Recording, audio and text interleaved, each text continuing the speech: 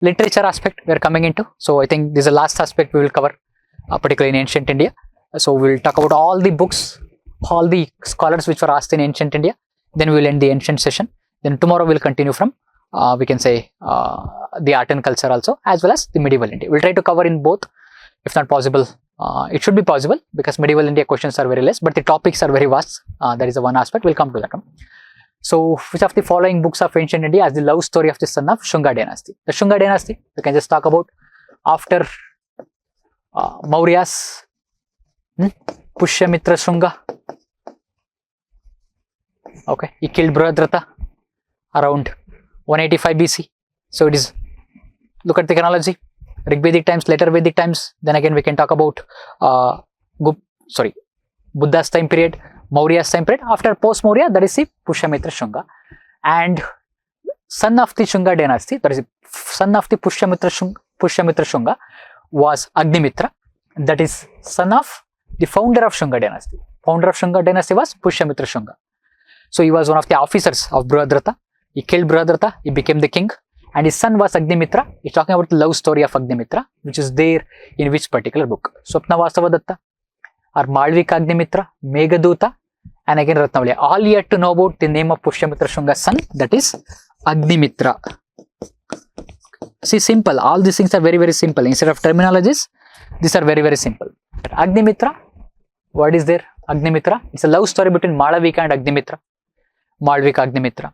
Okay, so that is there in one of this particular book. Okay, that we can say answer option is B. So what is Meghaduta, Ratnavali, Swapna Vasavadatta? Now we will discuss and comprehensively. What is Swapna Vasavadatta? It was written by Bhasha. Okay, Dream of Vasavadatta it is called. It's a Sanskrit play. All these are Sanskrit books we can say, written by Bhasha. And time period is quite vague. And it's a romantic narrative about the Kaushambi king Udayana and Vasavadatta. And that is, we can say, the daughter of Pradyota, the ruler of Avanti. Okay, Vasavadatta was one of daughter of Pradyota, the ruler of Avanti. Okay, it talks about their romantic narratives narrated by Bhasha and Dream of Vasavadatta. So it's Swapna Vasavadatta. Okay, and it's a sequel to Bhasha's another play, that is Pratigna Yoga Dharayana. That is, pronunciation is quite long. Okay, the pledge of Minister Yoganandarayana. Okay, so it is a sequel to that particular book. They can ask the themes of this book. Now they are just asking about the scholar and the match the following of these books. But what if they can ask about the themes of the books also? And that is the reason I have mentioned about these books. Okay, and time period is uncertain about this Bhasha, when he was there existed. But around this year, around Gupta's time period, or maybe post-Gupta's or pre-Gupta's, they would say, but during that point of time only. Some kind of the late ancient time period. So Bhasha. Like a literature we can talk about, that is Kalidasa. That is all the Kalidasa's plays are there. Abhijnana Shakuntalam, Dushyanta and Shakuntala. Malvika Agnimitra, that was written by Kalidasa about Agnimitra who falls in love with a picture of an exiled servant girl Malavika. Then again, we can talk about Vikram Urvasiyam. We talk about Pururava story king and story of King Pururava and celestial spirit Urvashi. Okay, Vikram Urvasiyam. And again, there are epics he wrote. Again, we are dividing Kalidasa's works because you don't know whether how they are going to go deeper. The plays, drama, Abhijnana Shakuntala, Malvika Agnimitra, then Vikram Urvasiyam. And epics he wrote, that is Kumara Sambhava as well as Raghuvamsha. Okay, Raghuvamsha is about the Raghu dynasty, and Kumara Sambhava is about the goddess Parvati and her marriage to Shiva and son of their birth of their son, that is Kartikeya or Kumara. And then he wrote poems, okay, lyrics that we can say, we can talk about Meghaduta and then Ritu Samhara. Ritu Samhara deals with two lovers in 6 seasons, and Meghaduta talks about Yaksha trying to send message to Megha, and that is clouds. Okay, so message to his lover through cloud, and that is the themes of Kalidasa's are here. All the themes of Kalidasa's are here. Okay, so we talked about Swapna Vasavadatta. About that particular question, look at how much knowledge we are gaining. If you use the answer options itself only, you can gain massive knowledge. Okay, Ratnavali, it is written by Harshavardhana. Sanskrit is a drama or play. Okay, so Harshavardhana. Okay, so it is about Princess Ratnavali and King Udayana, the king of Kaushambi. King Udayana and Ratnavali. At the same time, Holi celebration references in this textbook. The Holi festival references is there in this particular textbook too. Okay, and this was Ratnavali also. Meghaduta we discuss. Then again, Ritu Samhara we discuss. At the same time, Swapna Vasavadatta also we discuss over here. Okay. Now again, continuing with the religious themes. Okay, so there can be reference to scholars or literature of ancient India. Consider the following. statements 2020. So all the literature questions are at one place. Panini associated with Pushyamitra Shunga. Again, look at that one. The son of the founder of the Shunga dynasty, Pushyamitra Shunga. Again, that's Panini. Whether he was associated with Pushyamitra Shunga, that question is asked.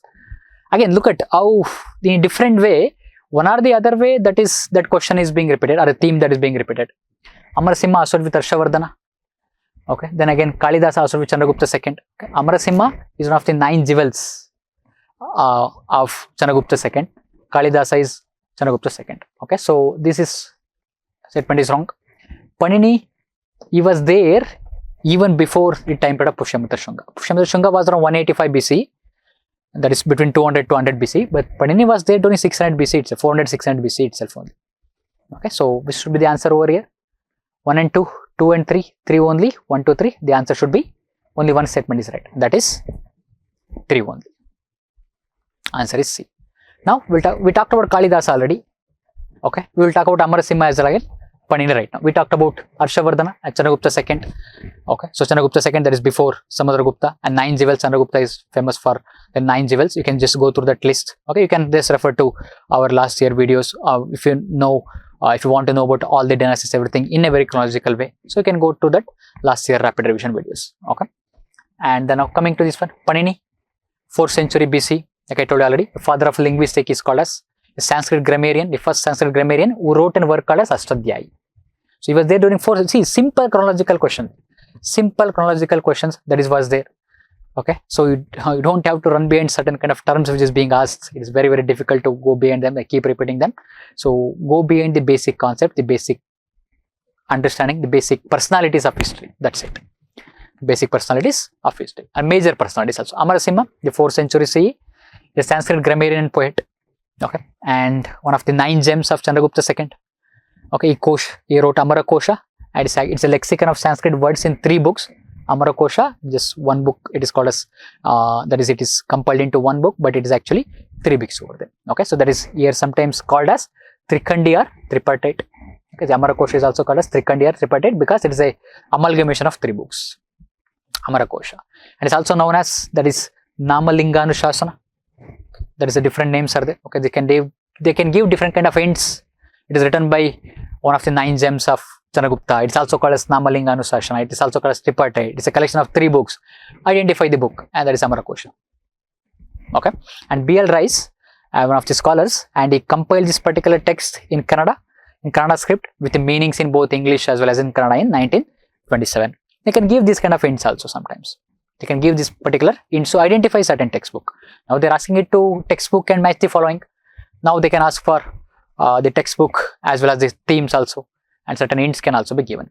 And then again, 2021, with reference to history of ancient India, Bhavabhuti, Asthimalla, Kshemeshwara were famous in 2021, whether they were Jaina monks, whether they were playwrights, or they were temple architects, or philosophers, and they were playwrights.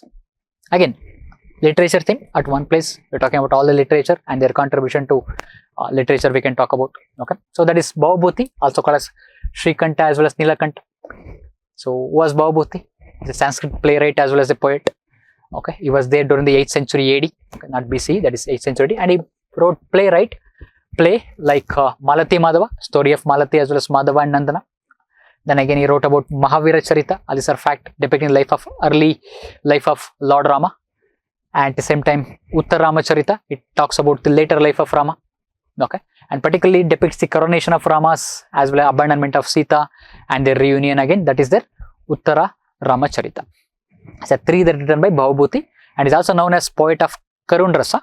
That's Karun Rasa, it talks about, brings out the sadness. That is Navarasas are there, and that is one Rasa, that is Karun Rasa. That's particularly Uttarama Charita, and that it brings about that particular Rasa, and that is a Rasa of sadness. Okay, and believed to be the court poet of King Yashovarman of Kanuj, that is Varman dynasty.